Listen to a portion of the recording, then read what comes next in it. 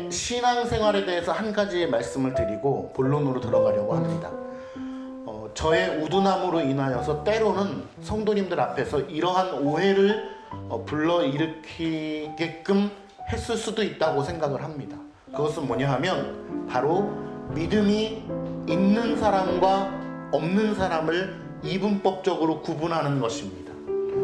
우리는 그렇게 이분법적으로 바라보는 것을 지향하고 늘 어떠한 관점을 가져야 하냐면, 하나님께서는 우리 얘기하는 것입니다. 밖에 믿지 아니하는 사람들을 얘기하는 것이 아니고, 예수 그리스도를 믿는다라고 고백하고 교회 공동체 안에 들어와 있는 1차적으로는 성찬 회원이고, 또 조금 넓게는 원입교인, 성찬에 참여하지는 않지만 함께 교인 명부로 등록되어 있는 교인들 원입교인이라고 하죠. 성찬에 참여하는 교인을 세례교인이라고 얘기하고, 그래서 원입교인까지의 교회 공동체 식구라면 모두가 다 하나님께서 믿음의 여정의 선상 위에 올려놔 주셨다라고 우리가 보고 믿는 것이 합당한 얘기입니다. 그러니까 교회 안에서는 저분은 믿음이 없어 라고 생각을 하면 그건 안 되는 것이죠. 하나님께서 믿음의 여정 가운데 우리를 인도하고 계시다. 그것을 우리는 구원의 여정이라고 하고,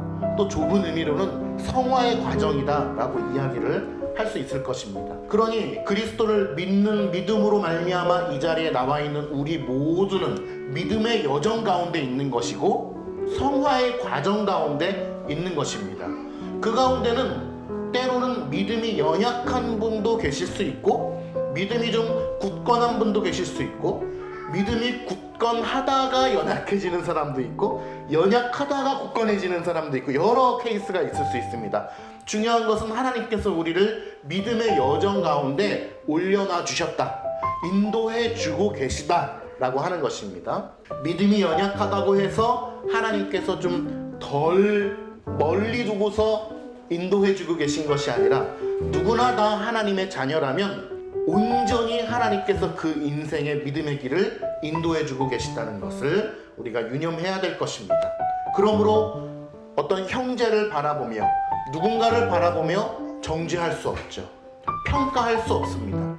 물론 사랑의 권면 속에서 우리가 대화를 나눌 수는 있지만, 어떤 악의적 목표를 가지고 또 불순한 의도를 가지고 평가하거나 생각할 수 없는 것입니다. 만약에 그렇게 된다면 그의 길을 인도해주고 계신 하나님을 모욕하는 것이 될 수도 있기 때문입니다. 그러니 우리 모두는 다 믿음의 선상에 있다는 것을 기억하시고, 늘 서로를 위하여 사랑으로 기도하고 때로는 권면할 수 있는 것입니다.